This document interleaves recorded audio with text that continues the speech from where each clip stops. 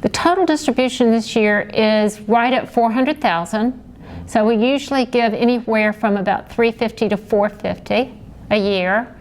And since we started back in 2003, we're close to $6 million giveaway. And since I've been here, I've been trying to tease apart what makes a good organization, what doesn't. You know, are there consistencies with that? And I've come to believe that it's good leadership, number one, flexibility in the programming, number two, and over all of that, belief in the vision and the mission and keeping that in the forefront. We are a community-based nonprofit organization that provides health education and training, awareness and engagement opportunities for Dorchester County residents and now with Caroline County residents. So we partner with a number of faith-based and or community-based organizations, agencies, to make sure that we are improving the health outcomes of our community members. And we do that through addressing the social determinants of health, transportation, and things like food insecurity. So we provide mobile food pantries, we provide blood pressure screenings, and all of our services are at absolutely no cost to the community. We have evidence-based health education programs. That would be the diabetes self-management program, the chronic disease self-management, diabetes prevention. All of those are evidence-based curriculums through CDC or the Living Well Health Institute. But we also go in and use our team of community health outreach workers and our peer support specialists to do home visits. And we work with community members on things like medication management, make sure that they're taking the medication in accordance to what their doctors prescribe. We connect them to primary care services and resources, but we also help them with things like the advanced directives and making sure that because we deal with a large elderly population, making sure that the family and the individual is aware of what their final needs are, will be, and how that they can prepare for those. We're trying to be the bridge. I see that we're trying to be the bridge because I think the trust has to be earned first. Absolutely. Whether it's church-based, whether it's any organization or whatever. So I'm thinking that because now what we have been trying to do, they see that there's people in the community, nothing of our own religion, nothing like that, is who are actually in the community want to bridge the church, because that's where we need to go. It's one of the poorest in Maryland.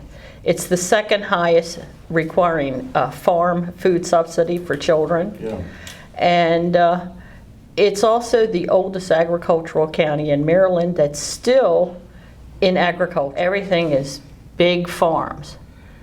And so our organization helps to work with these poor people, but they must be homeowners and they must have their home in good standing, not ready to be possessed because they haven't paid their taxes, must have insurance. But they have many needs that they can't afford, and so we don't for free. Whether it's put on a roof, put on a ramp, make a bathroom that a wheelchair can go through. It all depends on what the needs are, and we are the only organization, and there are a few even in the national organization we belong to, that will do mobile homes. And 40% of our projects last year were mobile homes, and they cost 3 times as much to do. It's not uncommon for us to spend $3,500 fixing a floor in a mobile home. Yeah. I mean, it's just incredible because everything has to be custom ordered. If we do windows or door, they're all custom sizes.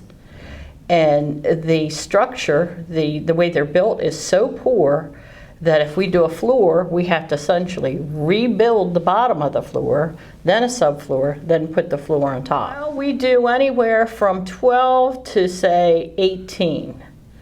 And the amount depends on what it is we have to do. Some of them might only be $20, but some of them might be $8,000. Or $12,000 if we do a roof. We've done a roof every year for the last 4 years. We did a roof in Federalsburg on a very old house. The whole roof structure had to be completely redone. And this was a single mom with 2 children. She worked as a bartender, very little money, and we put the new roof on, and she said to her daughter, now you don't have to worry about it raining in your room.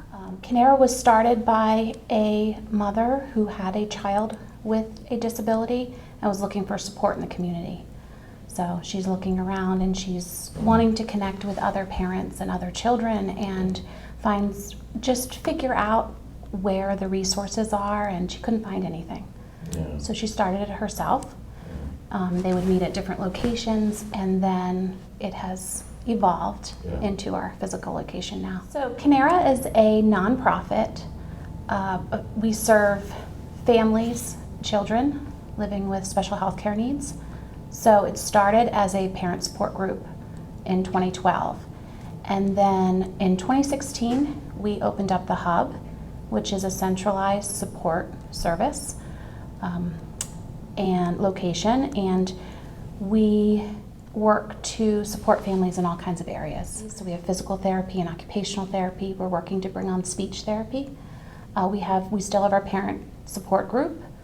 We have speakers and workshops and trainings, and we also offer free care coordination, which is any of our families can receive that at any time, and we can bring on a nurse care coordinator, different support services in the community that can come in and help them.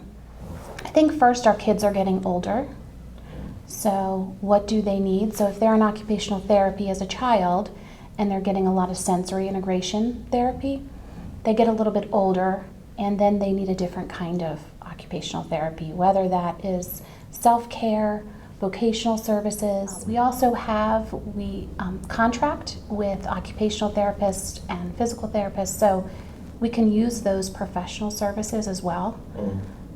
A lot of adults haven't received all that our kids are getting now.